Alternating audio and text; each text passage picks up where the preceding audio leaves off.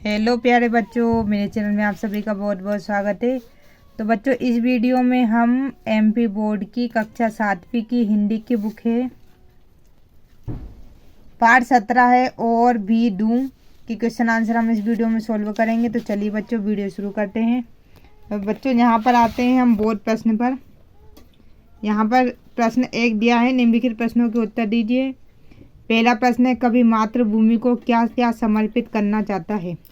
तो चलिए बच्चों, इन सभी के हम प्रश्न उत्तर लिख लेते हैं, प्रश्नों के उत्तर। तो बच्चों, इन सभी के उत्तर इस प्रकार है।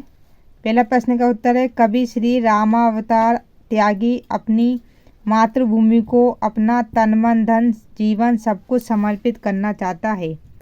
ख प्रश्न है, कवि अपने सर्वस्व समर्पण के बाद भी संतुष्ट क्यों नहीं है। तो इसका उत्तर है बच्चों, मतलब कवि ने अपना सब कुछ समर्पित कर दिया फिर भी वो संतुष्ट क्यों नहीं, यानी कि उसके मन में शांति क्यों नहीं है। तो इसका उत्तर है बच्चों, कवि अपने सर्वस्व समर्पण के बाद भी इसलिए संतुष्ट नहीं है कि भारत माता का उस पर अनंत जन्मों का ऋण शेष है।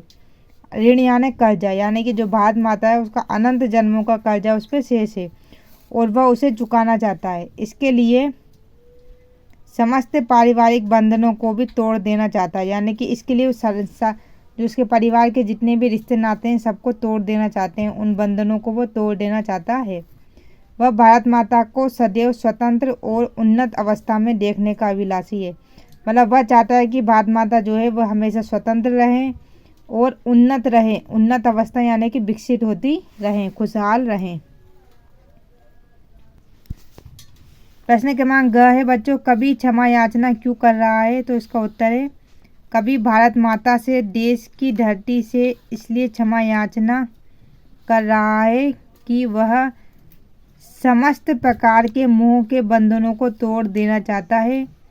मोह के बंधन में पकड़कर व्यक्ति अपने देश के लिए कुछ भी नहीं कर सकता है। नेक्स्ट क्वेश्चन है, प्रस्तुत कविता का मुख्य संदेश क्या है। तो इसका उत्तर है बच्चों, प्रस्तुत कविता का मुख्य संदेश यह है कि हमें मातृभूमि की रक्षा के लिए अपना सर्वस्व त्याग करने और प्राणों को न्यौछावर करने के लिए सदैव तत्पर रहना चाहिए। तत्पर यानी होता है बच्चों तैयार, ठीक है।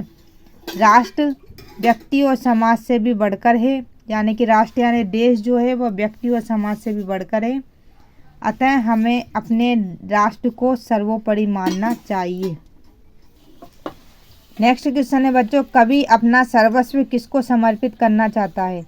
तो इसका उत्तर है, कवि अपना सर्वस्व धरती माता को समर्पित करना चाहता है। प्रश्न क्रमांक 2 है बच्चों, निम्नलिखित भाव कविता की जिन पंक्तियों से प्रकट होते हैं उन पंक्तियों को लिखिए, ठीक है। इधर बच्चों भाव दिए गए हैं, जैसे कि मोह माया के बंधन को तोड़ना, यह कौन सी पंक्ति से मतलब आया है। संपूर्ण आयु को समर्पण करना, बलिदान के लिए तत्पर रहना मिल रहा है। पहले वाले का भाव तो यह आ जाएगा, तोड़ता हूँ मोह बंधन क्षमा दो, तो ये पहले वाले से आ जाएगा, है ना। और दूसरा क्या है, संपूर्ण आयु को समर्पित करना। तो आयु के ऊपर देखो किधर है क्या, कहीं ये दिया है, देखो इधर, आयु का क्षण क्षण समर्पित, ठीक है। ये दूसरे वाले का आंसर हो जाएगा। तीसरा है बलिदान के लिए तत्पर रहना, तो इसका आ जाएगा, ये पहली वाली पंक्ति आ जाएगी, मन समर्पित तन समर्पित और यह जीवन समर्पित। तो बच्चों इसका आंसर हम इस प्रकार से लिख लेंगे इन पंक्तियों का। तो देखिए बच्चों, इस तरह से आप नोट कर लीजिएगा। ये पहले का ये मैंने आपको पोइम में से बता दिया है, वैसे दूसरे का यह है और तीसरे का यह है, मन समर्पित तन समर्पित और यह जीवन समर्पित। इस तरह से आप चाहें तो इसका स्क्रीनशॉट ले लो या फिर वीडियो को रोककर आप ये नोट कर लीजिएगा। प्रश्न क्रमांक 3 है बच्चों, निम्नलिखित प्रश्नों के उत्तर सही विकल्प चुनकर दीजिए, ठीक है। तो पहला प्रश्न है, इस प्रस्तुत कविता का मुख्य भाव क्या है। तो बच्चों इसका आंसर है दूसरा, मातृभूमि के लिए सर्वस्व समर्पण की चाह, यानी कि मातृभूमि के लिए वह सब कुछ समर्पण करना चाहता है। नेक्स्ट है कभी अपने जीवन, घर, परिवार, गांव से याचना करता है क्योंकि इसका आंसर ये हो जाएगा बच्चों, इनकी अपेक्षा देश के प्रति दायित्व निर्वाह को महत्वपूर्ण मानता है। तो इसका आंसर ये लिख लीजिएगा और ये याद कर लीजिएगा। तो बच्चों ये वीडियो मैं यही करती हूँ समाप्त। उम्मीद करती हूँ आपको हमारी वीडियो पसंद आई होगी। वीडियो थोड़ी सी भी अच्छी लगे लाइक ज़रूर करना। चैनल पर नए हैं तो प्लीज़ चैनल को सब्सक्राइब करना नहीं भूलना। मिलते हैं इसके नेक्स्ट पार्ट में, तब तक के लिए धन्यवाद।